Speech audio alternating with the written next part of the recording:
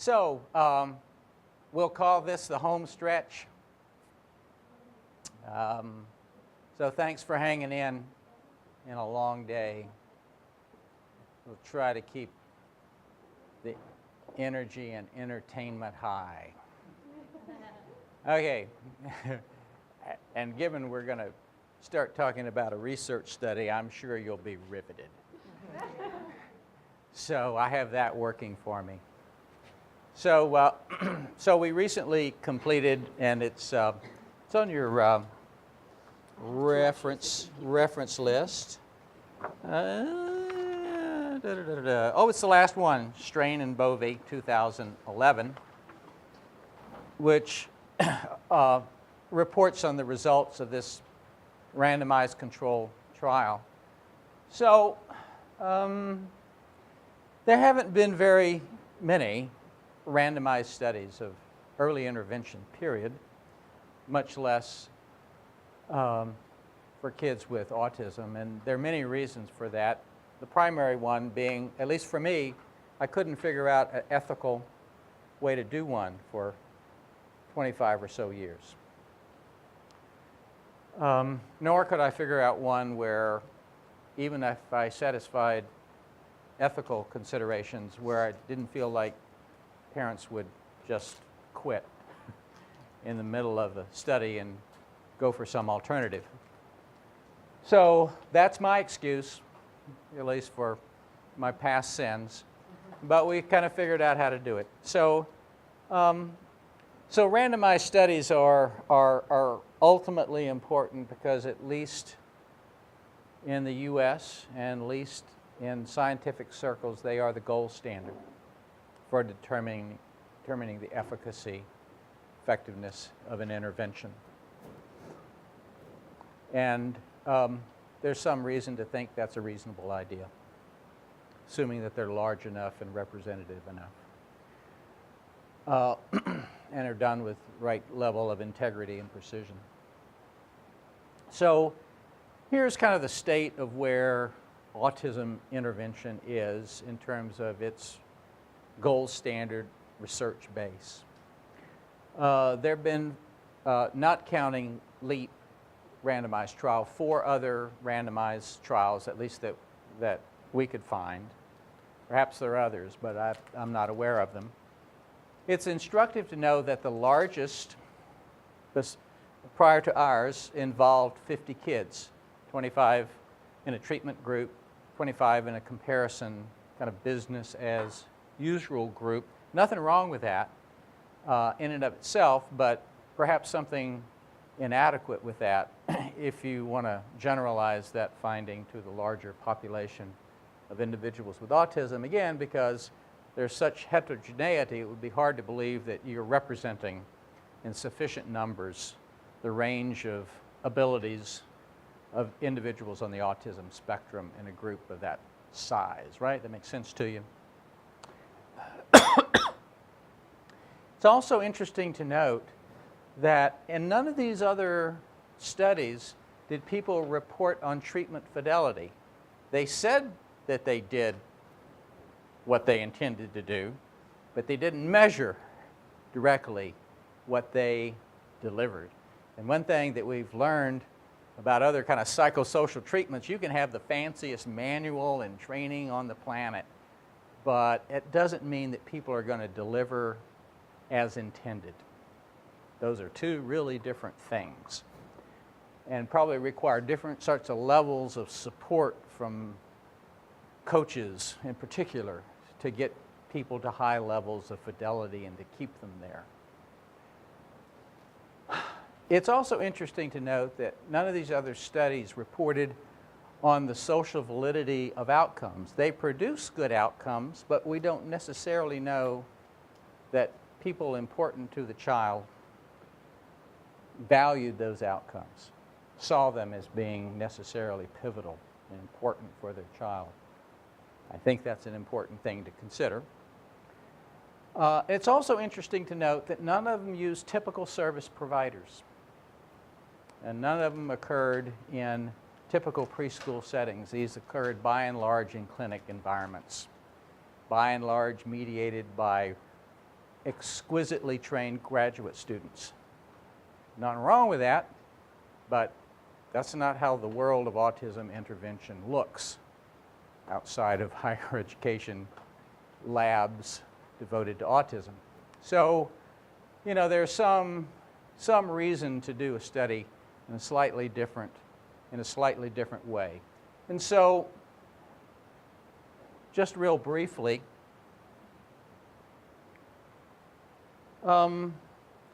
these are the questions that we set out to answer. What kind of differential outcomes are obtained after 2 years of being involved in LEAP versus 2 years of being involved in other inclusive, that is, they're typically developing kids there, other inclusive, reasonably high quality preschools, but they're not doing LEAP. They're doing a variety of other things. And so that's our comparison group. We were also interested in studying, well, what's the relationship between how well adults are delivering the interventions and child outcomes. We suspected that that was really important, hadn't been really assessed that precisely before. We're also interested in, because a lot of people talk about, well, you know, our folks have this kind of level of training and that kind of level of training, and people assume that either they're incapable because of their level of training or they're capable because of their level of training. And we wanted to document, well, is there any real association between what adults bring to the equation in the first place and what sort of outcomes they produce when exposed to intensive coaching in the LEAP model. We're interested in seeing if our results would replicate from our first kind of study of this. Is there any relationship between where kids start and where they wind up? In other words, is there a population of kids on the spectrum that do better in LEAP and not? And we're also interested in the social validity of their experience, because one thing that we know about adult intervention agents is that you can get adults to do stuff under heavy supervision, but if they don't really like it, as soon as the supervision stops, their behavior stops. And so we really wanted to know, are you really okay with doing this? Is this easier now for you, or is it just harder and you can't wait to stop? Those are important questions in terms of ultimately scaling up and replicating interventions more widely. At some level, you have to convince the consumers that it's worthwhile for them to put the time and effort in doing this intervention. So we recruited a large number of classrooms from school districts around the United States, and we randomly assigned half of them to get 2 years worth of intensive coaching in the LEAP model, which represented about 25 days of us on site modeling, rehearsing, giving feedback to people on the various components of LEAP. The other folks got our training manuals, and that was it. But they got materials. They just didn't get any follow-up coaching to Fidelity. That makes sense in terms of who the two groups are. And across those LEAP replication classrooms and comparison classrooms, we had ultimately, I think it's about 170 some odd, almost 180 intervention kids and about 120 comparison kids. Big study compared to the prior largest of a total of 50. Not that we're arguing that we have sampled the full universe, but we've sampled probably a wider universe, since there was no control over who the kids with autism were from our standpoint. We didn't screen kids in or out of the program based upon any behavioral criteria. So what this chart represents is the growth of programs over time in terms of implementing the LEAP model. And we have a Fidelity observation protocol that's reported in that Strain and Bovey study. If you're interested in how we measure the fidelity of LEAP, it's there. And so we take direct observational data on people's implementation, and we can boil that down to a 5-point scale. 5 being, you're not doing LEAP at all, to 5, wow, you're doing great. So that's the range. And if you look at intervention classes, you can see that they move over time from, on a 1 to 5 scale, a 2 at the beginning to 3.12 at the end of first year, and 4.49 on average at the end of 2 years, which means that they're implementing a lot of LEAP practices. They're not perfect, but they're pretty darn good. The comparison classes, and this is a good study of what happens if you give people a manual and tell them, use it. Not much. They start off at about the same level as you see on that 1 to 5 scale, 1.91, improve a little bit over a 2-year period, but never really come close to implementing LEAP. From a research standpoint, this is a great thing because this gives us what we call treatment differentiation. There are clear differences in terms of how much LEAP one group is getting versus how much LEAP another group is getting. That makes sense to you? Okay. So we do measure implementation fidelity. We're pretty positive about these results for our implementation classes. But notice here's a kind of implementation range at the bottom of this chart, and you see that across all of our intervention classes, the range of quality ranges from about 50% of LEAP practices being in place to classrooms that were implementing everything. And so there's still variation. There's some adults that we can't move very, very far. That's just the way it is. Not terribly surprising. So this slide represents where kids began on a variety of different dimensions at the beginning of intervention. And so the slide reveals the average or mean age of kids, their mean CARS scores. And so if you know anything about the CARS, the kids are in the moderate to severe range of autism on the CARS at the beginning of their intervention experience. The preschool language scale 4, PLS 4, demonstrates that the kids have significant language delays. So they're, for example, the full replication kids start out age of about 50 months, but if you look overall at the PLS 4, they're functioning at about a 32-month level. Okay? That's how to read that. And then we use the Mullen as our general index of cognitive development. Again, you can see equivalence. Most of you are familiar with the Mullen. The SSRS is a social skills rating system, and it gives you 2 different dimensions, or teachers rate children in terms of their problem behavior and as well as their social skill. And the big message from this chart is the 2 groups of kids are, at least statistically speaking, equivalent to one another at the beginning, which from a scientific standpoint, again, is a good thing. And you might expect that with a random assignment with this number of classrooms and this number of kids involved. So here's the big story. And the big story is in the delta column.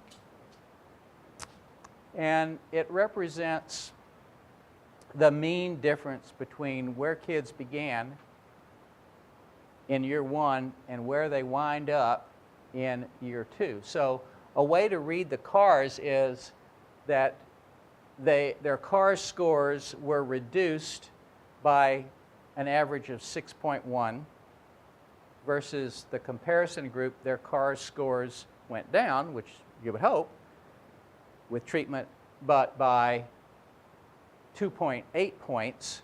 And then the statistical test we do is on the difference between the two delta scores. Okay? Makes sense? So we're testing whether or not there's a significant difference between reduction in CARS for one group versus reduction in CARS in another. And the last column represents the effect sizes. And if you know anything about effect size, you know that these are mostly large, maybe whopping effect sizes. If you don't know anything about effect sizes, we don't have another 8 hours to talk about effect sizes. So you might want to look that up. But generally speaking, it represents a statistical analysis that gives you some perspective on not just whether this is significant, but what the size of the significant effect is. Okay, do you have a question, please? Yeah, were the raters of the CARS, were they blind to the groups? Were they blind to the groups? To which group the child pertained to? For the CARS, yes. Some other measures, it's hard to keep people blind because you do the assessment in the context of a school. So you would walk in and you might think, oh, this school looks different from another school. Whether or not you would label that school, well, that's obviously a LEAP school. That's another matter entirely. So one thing to point out, I'm glad you mentioned that, one thing to point out is that not all of the assessments are, technically speaking, blind assessments. Couldn't figure out how to make that happen unless you did all the assessments outside of a school context, which would be logistically hard for me to figure out how to make that happen. So we get, if we go to the PLS, I just want to point this out. So on the PLS, we get 18.5 months developmental gain. That's how to read that for the intervention group, and 9.4 months developmental gain for the comparison group. And what you need to know is that the average length of time between pre-test and post-test is 14 months. So for the intervention group, in 14 months, they've made 18.5 months gain on the PLS-4. If you know anything about the PLS-4, it's a tough measure to move. That is, it's not about just pointing to a picture. You have to produce verbal behavior on the PLS-4 to increase your score. So it's pretty rigid, if you will. Maybe rigid is not the right word. It's a pretty direct and certain measure that kids' language has improved. And similar results with either moderate to sometimes really, really large effect sizes. And what's interesting is that we get significant effects for every measure. And every measure, I would argue, represents all of the defining characteristics of autism. Right? Social, language, repetitive behavior on the SSRS, we got most of it covered. And some things that are not defining autism that are covered as well.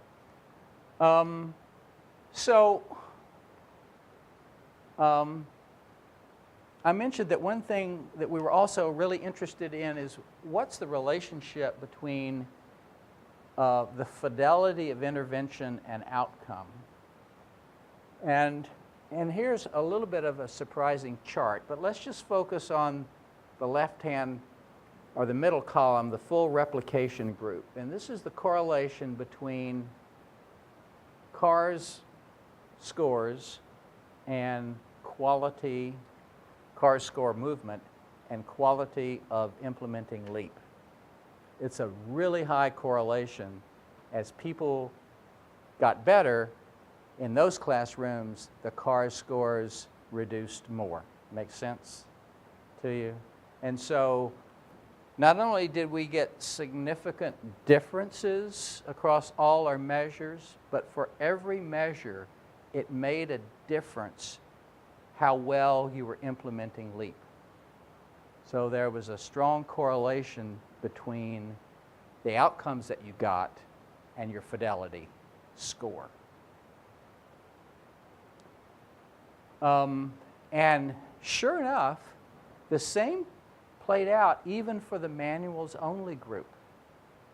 Those people who had higher fidelity scores, although it was in a more narrow range, produced better outcomes for those kids in those classes as well. That was a surprising bit of it that we weren't a little bit taken aback by.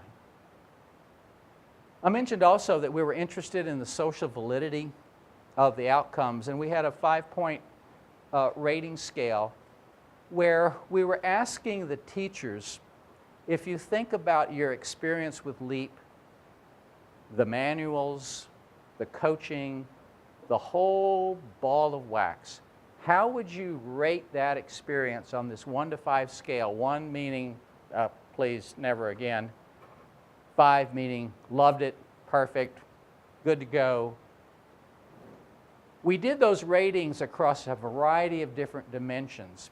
I don't have time to go into the definition of each, but for example, we wanted to know, how applicable was this information to your daily life? If we told you, try this, could you actually pick it up and do it the next day and it resonate with you? Oh, that's good. I'll do more of that. That's applied. Effective, our definition for that was really around, is this better than what you're doing? Not only it might result in pretty good child behavior, but is it worth the effort that you're putting in? Is it fundamentally better than what you're currently engaged in around language or social skills or whatever? How flexible were we? If you said to us, I don't want you in my face giving me feedback. I want you to model and step back, and then after this is over, then talk to me. Were we respectful of people's learning style, so on down the line? And we got really nice. People liked this, which was nice, and they liked the process, which we're hopeful that therefore they'll continue in the process. Yes, sir, you had a question? What struck me, the practical. Yeah. Number one, what do you mean by that? That was a large range.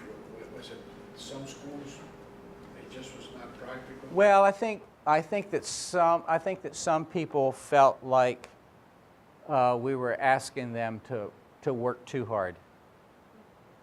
And honestly, we're asking people to, in almost every case, work very differently than you're working now. And for a lot of people, that's hard. Whether or not it's hard in reality, in other words, whether or not it actually takes more time, more intellectual energy, Were the resources the same in all the different settings, or not really? Well, that's a good point. The resources that we applied were the same. Everybody got the 25 days. Everybody got a really highly skilled coach. We had a huge variety in school districts, from some really poor places to one of the wealthiest school districts in the U.S. We have rural, we have urban, we had suburban, but we don't have enough of any of those to really tease out. I can tell you off the top of my head, there's nothing obvious that, a poor rural school district can't pull it off. No, that's not. I can think of a couple examples where they're the best. So, I'm not sure maybe this is where your question is headed. I'm not sure how to account for the variation in people's capability of doing this, but based upon some other work that we do with a different population of kids, namely kids who engage in serious challenging behavior regardless of diagnosis. In our work with programs there, we've pretty much nailed the fact that the leader in the program, not the implementer, but the leader plays a phenomenally important role. Resourcing the program as necessary, not spending a lot of money, but just resourcing it at a very basic level, and also just informally supporting people. So we saw, for example, school district supervisors or principals who would come in and without us telling them to do so would just lavish praise on teachers. I can't believe how your classroom is looking. This is so great. Other people, it's not in their job description to give out positive feedback, you would think, based upon their behavior. So The ratio of teacher to student? the ratio, yeah, I'm glad you asked that question. What's the ratio?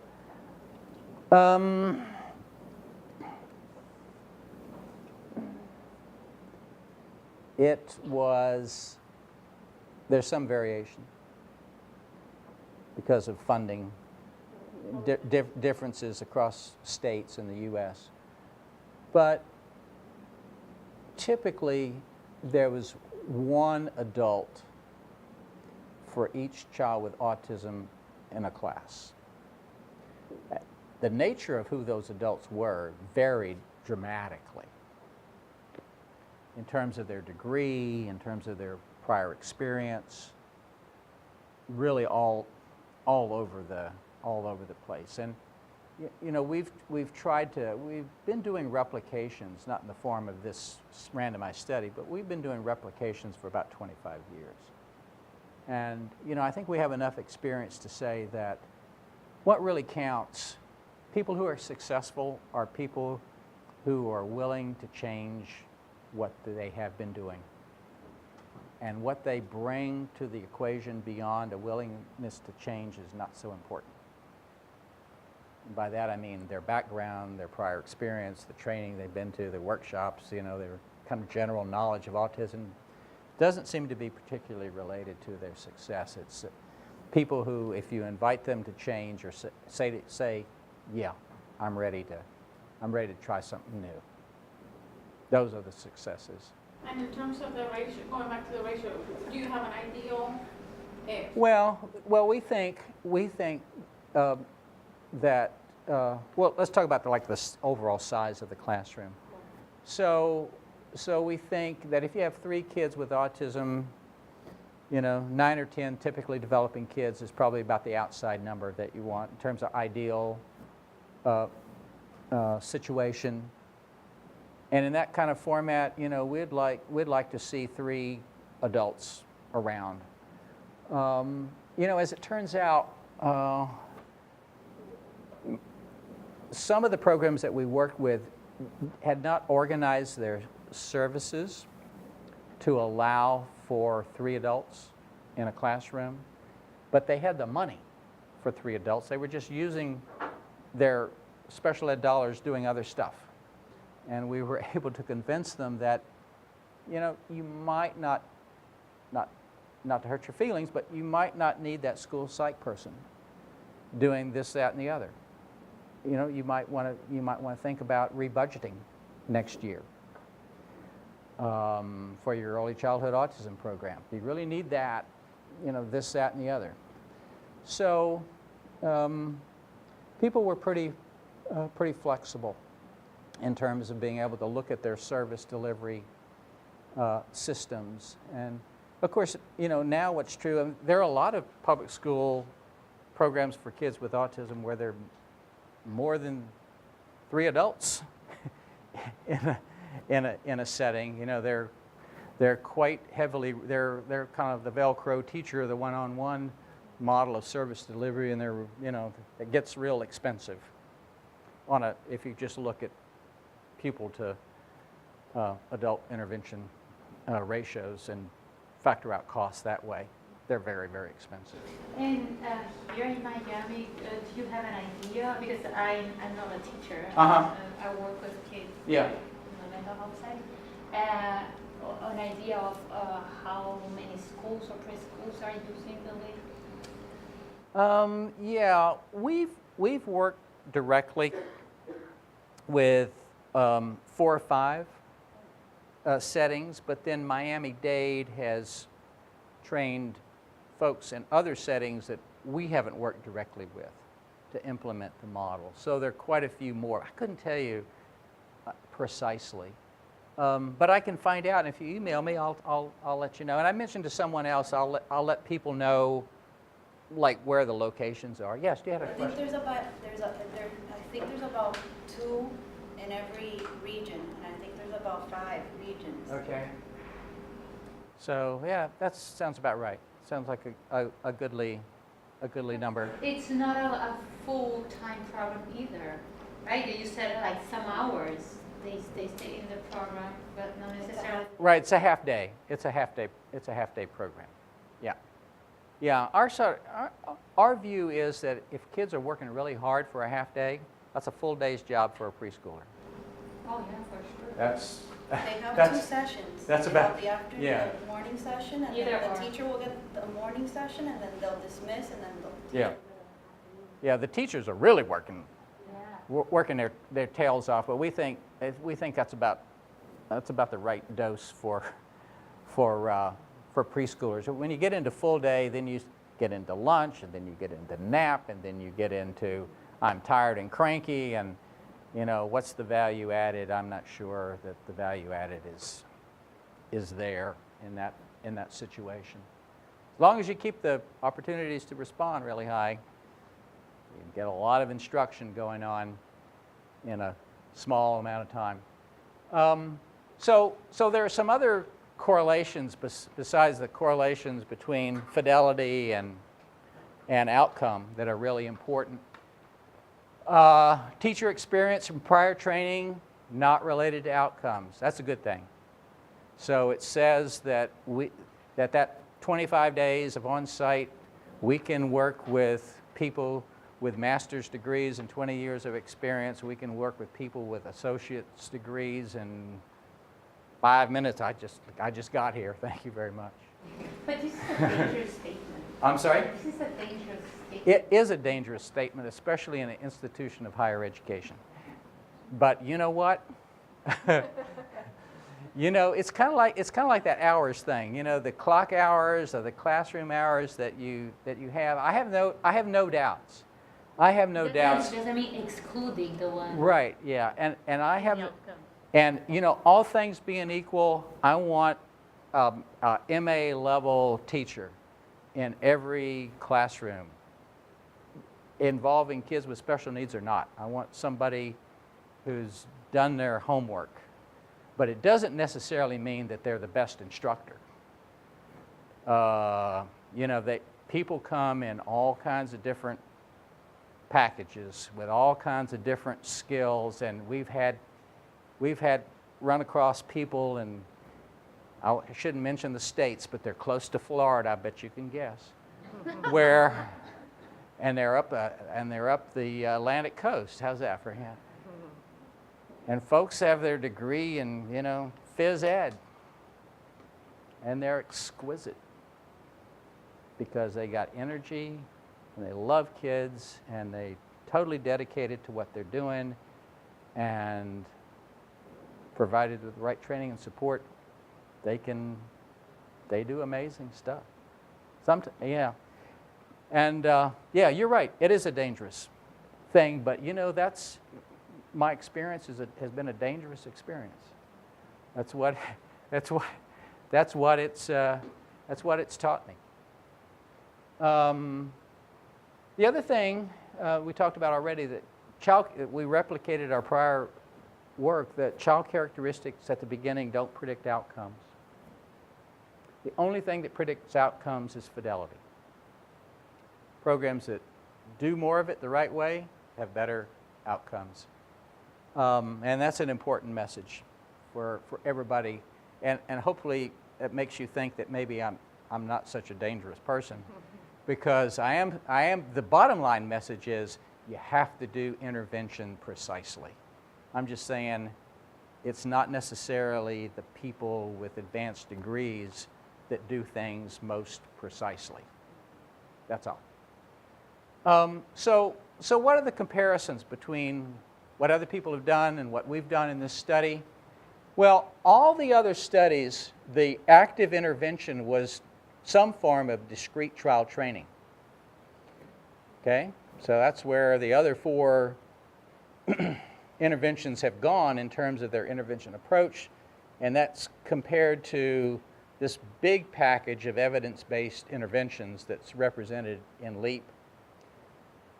The other randomized trials, the average number of hours that kids got, 30 to 40, that's the range, versus average 17.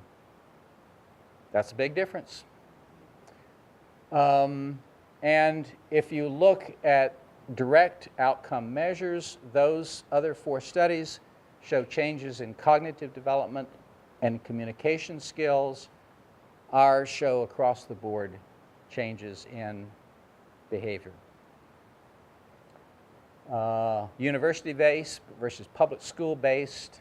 We already talked about very small ends, very small sample size versus pretty big.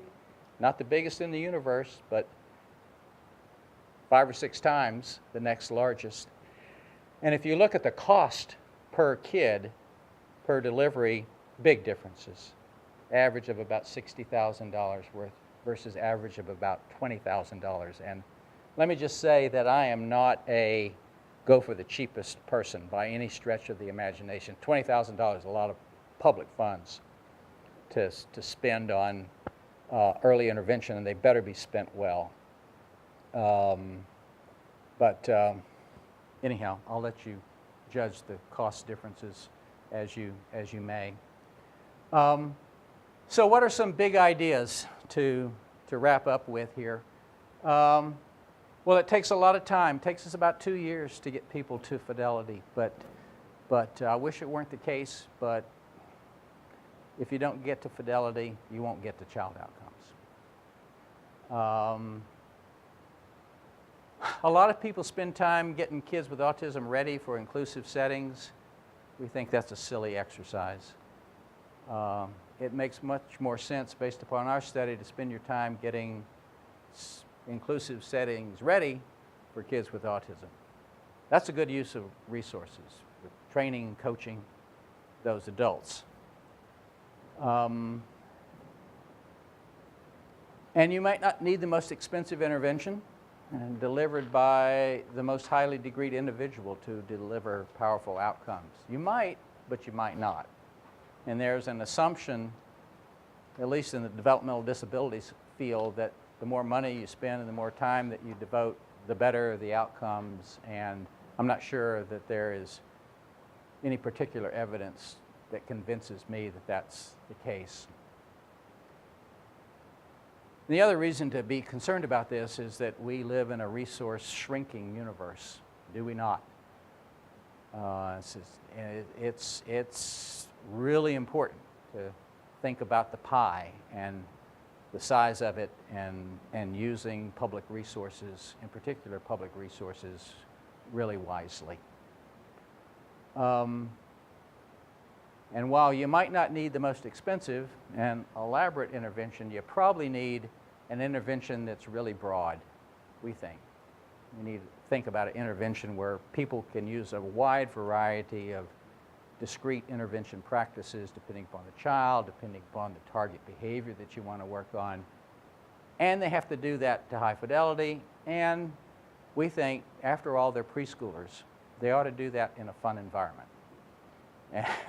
And if they're not doing it in a fun environment, shame on you. Because there's no reason why you can't be learning, and perhaps you learn more in a fun environment as opposed to a not so stimulating one for kids. This is me at about 12,200 feet. in the San Juan Mountains, and this is one of my favorite places in the world. Those two peaks in the background are the Twin Sisters. They're about 13,500 feet in elevation.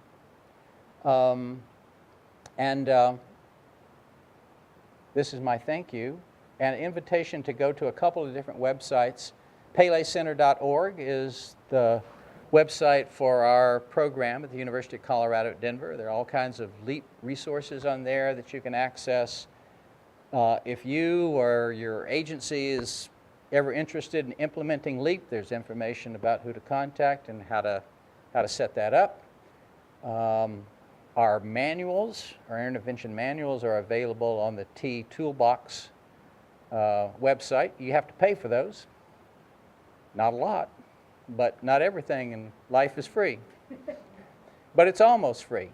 And that's my email address, and I'm more than welcome you to email me if you have follow-up questions and things come up that I might be able to clarify. I'll try, and if not, I'll refer you to my associate, Ted Bovey, who is my left brain and right brain on occasion, mostly my left, but sometimes he has to cover both hemispheres. Let me, what time is it? Time check? About 4. Wow. Quicker than I thought. So let me just invite time for follow-up questions, answers, clarifications at this point in time. But before I do that, let me just say the following.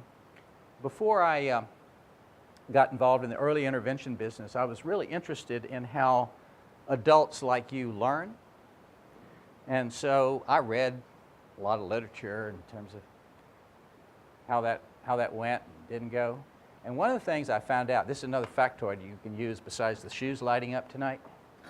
I found out what the average length of time that adults can actually attend to and process new information without their central nervous systems basically just closing down.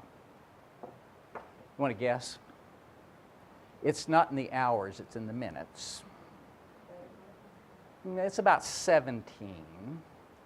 So here's my conclusion, that you all have faked it beautifully for over 5 hours. And that's why I put most of the good stuff in the first 17 minutes. Because my hypothesis is that some of you are there, and then after that, all bets are off. But I thank you for faking it so beautifully. It's been a fun day for me. So if are there questions or comments, things I can clarify? I did? Well, thank you. For those who didn't hear, she said I did a great job of keeping you entertained. Thank you. And here's that money I promised you for.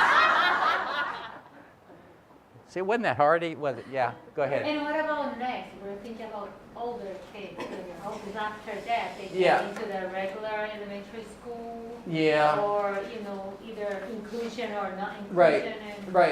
Right. So, well, I can tell you about some of the outcomes that we have now for the kids who are in this randomized study. So we're following them.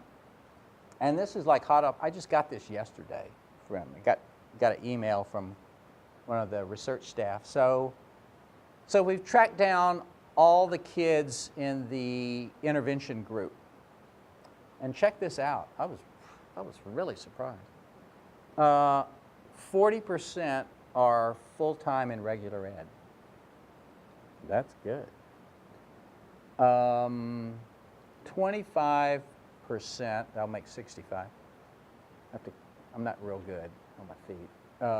25% are in special ed only settings. I mean, they're only with other kids with special needs. And then the other, that would be 35%, are at least 50% of the time in regular ed. So we have some placement. We have some placement data. We also have some follow-up outcome data on kids in 2 of our sites in Massachusetts, as it so happens. and they're doing really good. However, we also have a measure of quality of elementary school settings for kids with autism that we developed on another project, and they're in classrooms that just die for. They're fabulous. So it'll be interesting to see kind of how that plays out across the board. So we're pretty encouraged. We don't really have any, if this was part of your question, we don't really have any plans to do a LEAP version for older kids, just because I'm too old and tired. And you know, we really haven't, I don't think we've got this, you know, that first slide about the perfect, you know, intervention delivered by the perfectly trained person. I don't think we're there yet. So I still want to like work on this preschool stuff a little bit more. I will say this, we have replicated the peer-mediated social skill intervention with appropriate developmental adaptations and age adaptations with kids with every disability that you can think of, every special need you can think of, and we've replicated across the full age range. We even have done this in nursing homes with lonely people, doing peer-mediated intervention there. So we know that this basic strategy works really well across the age range, but in terms of a comprehensive program, we really haven't tackled that. There's some, I'm not sure of the website, but I can tell you how to kind of fiddle around and get to it. If you go to website for the Frank Porter Graham Child Development Center, University of North Carolina, Chapel Hill, they have an autism center. This is kind of circuitous route, but I bet you could find it. But they have some nice video on evidence-based practices with older kids with autism. It's a nice resource for kids beyond the age range that I really pay most attention to. Yes? Somewhat related to her question, when you were talking about some of the research findings that you had initially Yes. regarding when autistic kids are around other autistic kids, how that those autistic-like behaviors increase, Yes. made me think about the autistic classrooms that we have in Miami-Dade. I believe, I'm not in the school system, but I believe Right. we still have those Oh, yeah. autistic classrooms. You bet. And what are your thoughts about that? That's a bad idea. You know, I feel the same way about classrooms for, you know, 12 to 15-year-old boys with conduct disorders. If you put them together, what's that called? A gang. You know, there are just some behavioral contagion kind of things that aren't worth getting into, and that's one of them. And I know the logic behind why people do what they do, but I'm not sure that there's data to support what people do. I think they're following a logic and a cost-benefit model and this, that, and the other. But I think no one has ever produced any data to suggest that that effect isn't real. So when there's data about a phenomena that's all on one side of the equation, I think you have to pay attention to it and not ignore it. But certainly people ignore it. And it's not Miami-Dade, it's all over the world. Well, the problem too is that the alternative, if you place those kids in inclusion classrooms, but you don't have the staff that is trained to work with them, then those kids are going to be secluded and left out. Absolutely. So then there's no good in between. Absolutely. But that's not a kid problem, right? That's a system and a professional development problem, and kids shouldn't have to bear the cost of that problem, that adult problem. Yeah. And would you have any suggestions in this direction that for us that are not in the school setting, that work work mostly with kids with special needs, Mhm. but in like in a clinical setting. Yeah. I work like dyadically with the parent and the kid. Sure. Preschool age. Yeah, you know, you might be you might be interested in taking a closer look at our parent skill training manual. It's available on that T-Toolbox site, and I'm going to take back something I said just a moment ago to you. We have done that piece of LEAP with parents of older kids, because there's nothing about those skills that is limited by child age. And we think that's a pretty nice intervention package, and you know, you could deliver it in that sort of format for sure. And the social validity of that's very high. Parents say that they like it, that they've benefited that they've benefited from it. Other families I know who kids have been in LEAP, now they're older, you know, they kind of use the social skills curriculum themselves and create play dates for their kids who are now 8, 9, 10 years old, get neighborhood kids to come in and to do some structured play. So I think there's some variations that you could use. The materials are, the examples in the materials are preschool examples, but there's no reason why you couldn't change the examples and make things relevant to the age of the kids involved. Yeah. Did you ever say out of the 3 boys that were playing barbershop or parenting, which No. one was that? No, I was waiting for somebody to make a guess. Yeah, there's a little boy with a curly hair. Yeah, he weighs about 300 pounds. He's got all kinds of love, hate, tattoos all over himself. Looks like a jailhouse guy. He's not, but he's got the jailhouse tats to show for it. Who would have thought? Sweet little kid. Yeah.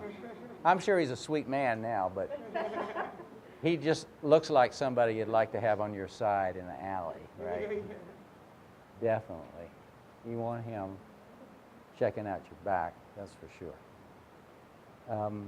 Any other questions or comments?